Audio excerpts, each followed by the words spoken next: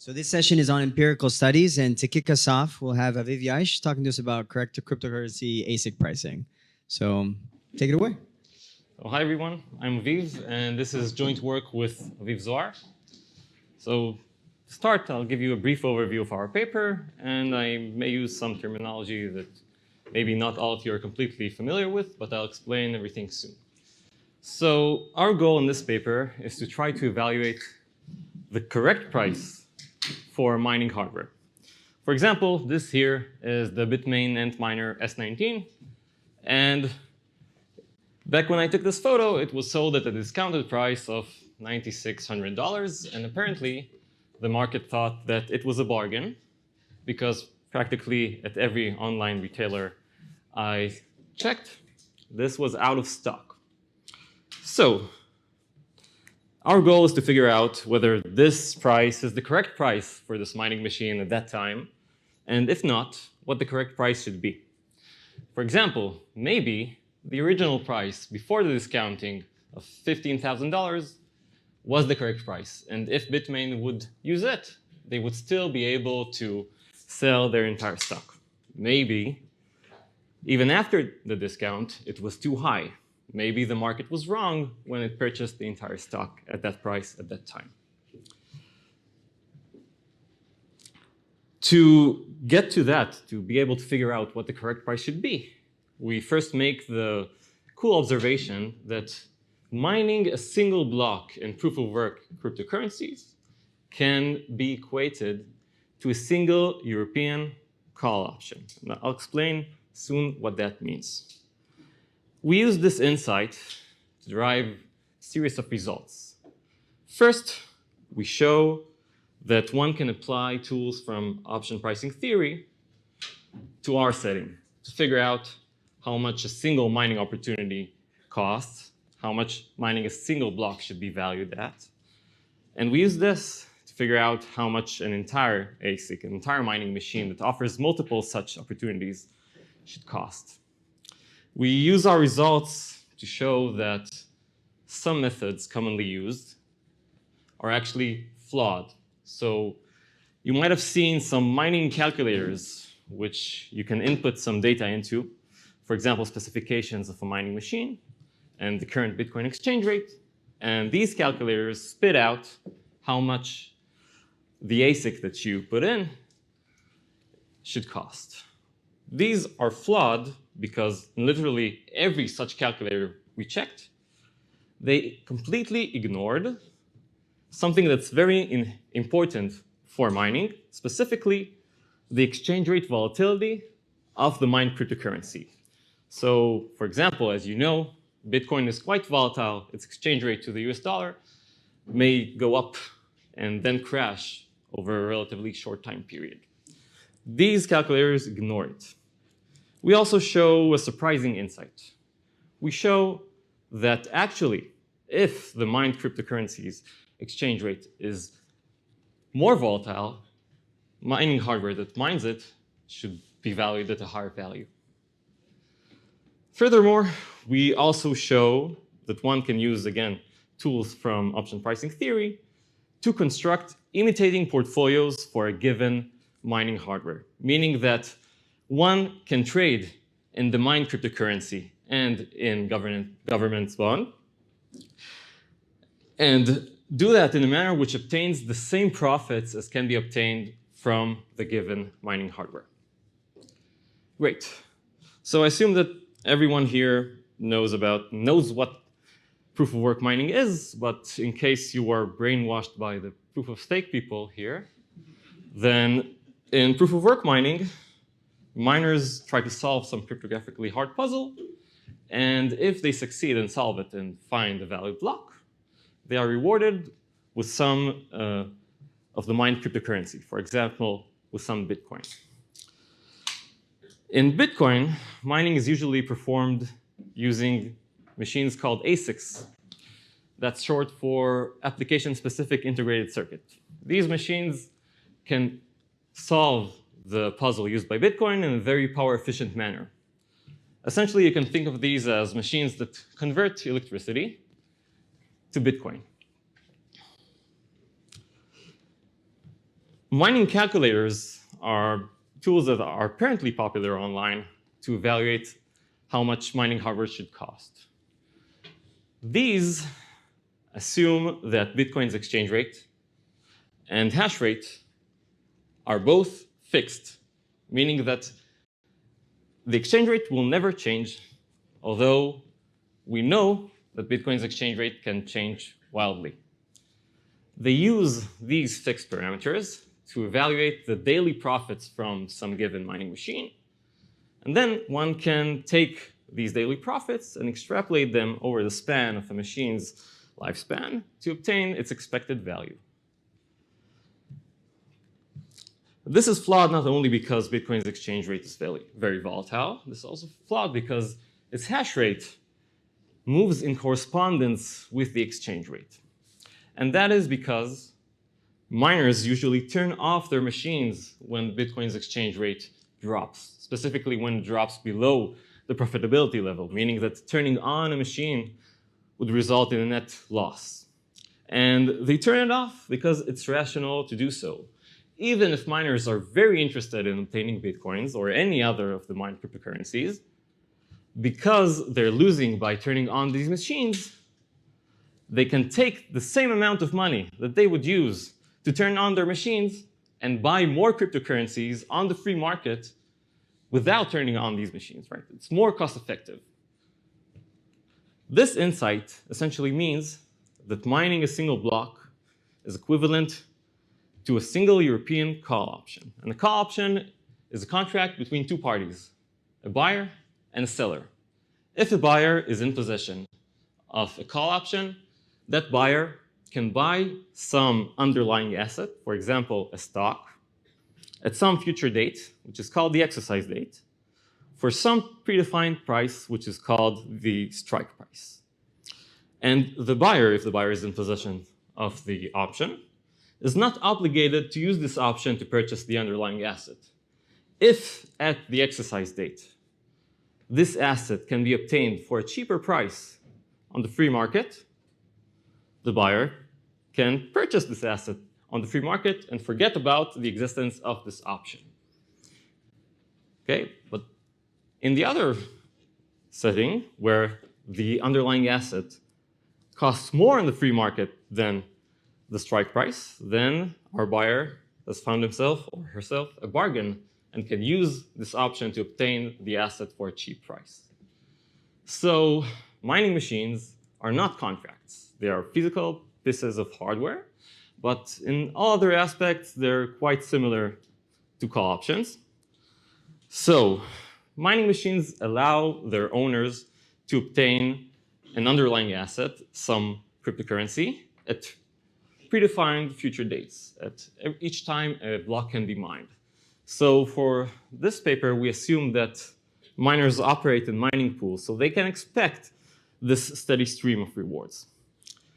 Similarly to a call option, to obtain the underlying asset, miners have to pay some strike price, the price of the electricity that is required to operate the mining machine over the span of a single block.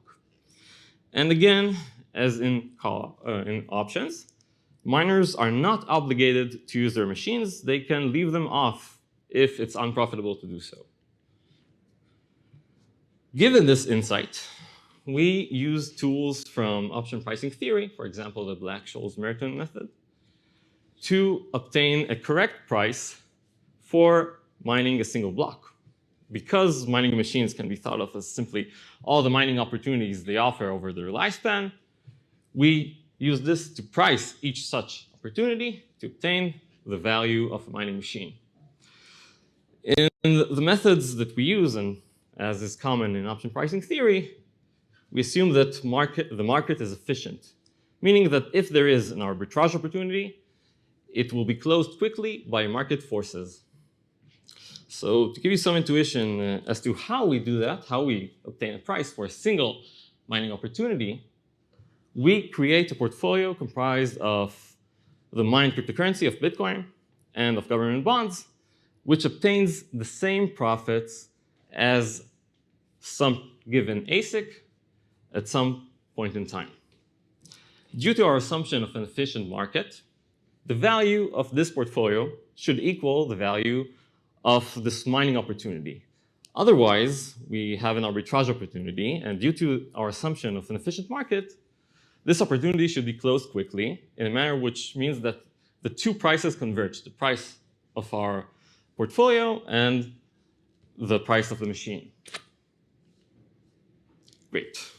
So to give you a simple example, let's say I have some mining machine which I can turn on tomorrow, and if I'll turn it on, I'll obtain a sure profit of exactly 1 Bitcoin. To turn it on, I'll have to spend $250 in electricity expenses. So given that Bitcoin's price today is $400, and given that it may either double or halve with equal probability tomorrow, how much should this machine cost today? Okay, so this machine operates for exactly 1 mining opportunity, after which it dies. The opportunity is tomorrow, and we know Bitcoin's exchange rate today. How much should the machine cost today? If we use a simple mining calculator, we'll obtain a price which is equal to $150. If we use more sophisticated techniques, like using the expected profits, we'll obtain a price of $275. But in fact, as we show in example 2 of our paper, these prices create arbitrage opportunities, while the correct price should be 183 1/3 USD. We show all the calculations in our paper. We also, in our paper, use our methods to evaluate the price of a very specific mining machine of the Bitmain Antminer S9, which was quite popular for quite a long time and is actually quite still heavily used. We evaluate the price using our method, which is here in the bottommost line, and we compare it to other prices. For example, the prices obtained via the official Amazon page of this miner, which is here in the blue jagged line.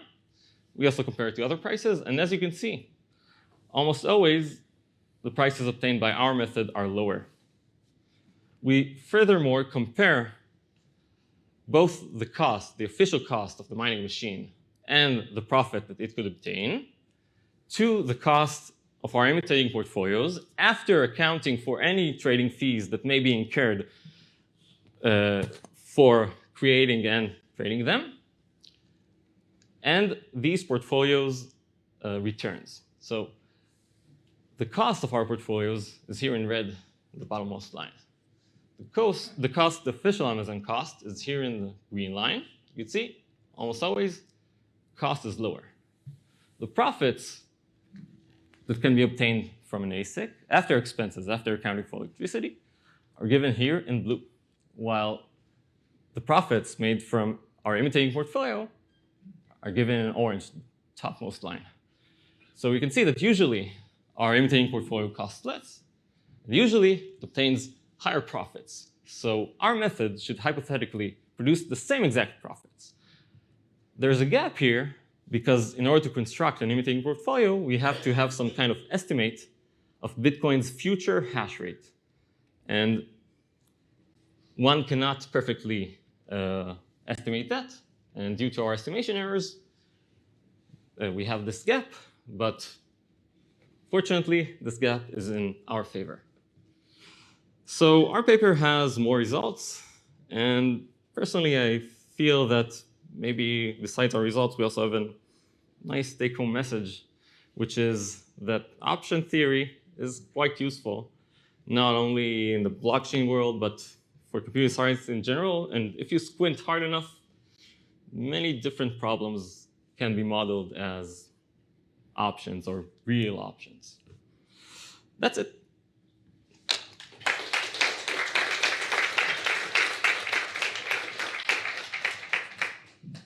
Thank you so much, Aviv. Are there any questions from the crowd?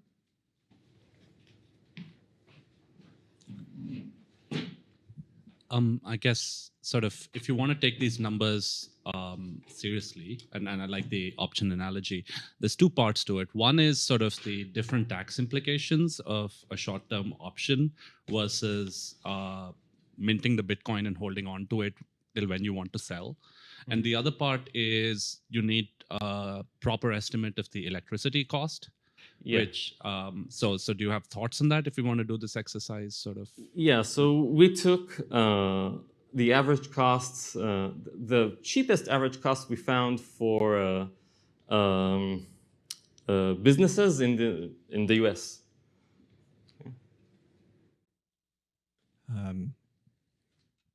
Can you say a bit more about how you constructed the replicating portfolio and also how you estimated the future hash rate? So for the future hash rate, say that we want to evaluate the value of some ASIC at some point of a time. We take the empirically observed hash rate of a few months preceding it, and we simply project the increase to the future. Okay. And what was the other part? Well, let me follow up on that. And then the other question was about how you construct the replicating portfolio. But are you worried? I think the hash rate depends on the price, right? Yeah, definitely. Yeah. And that's also part of the reason why we don't always get the same exact returns. And it may reasonably work against us, not only in our favor in different settings. Okay. Definitely. Okay.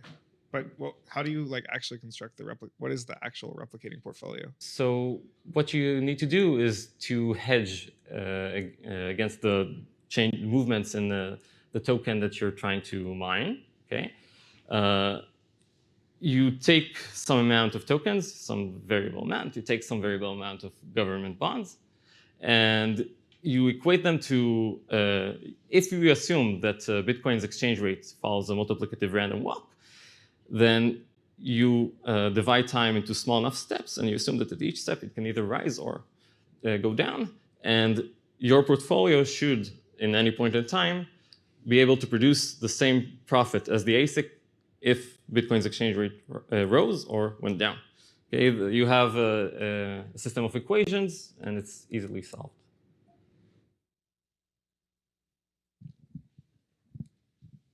Any other questions?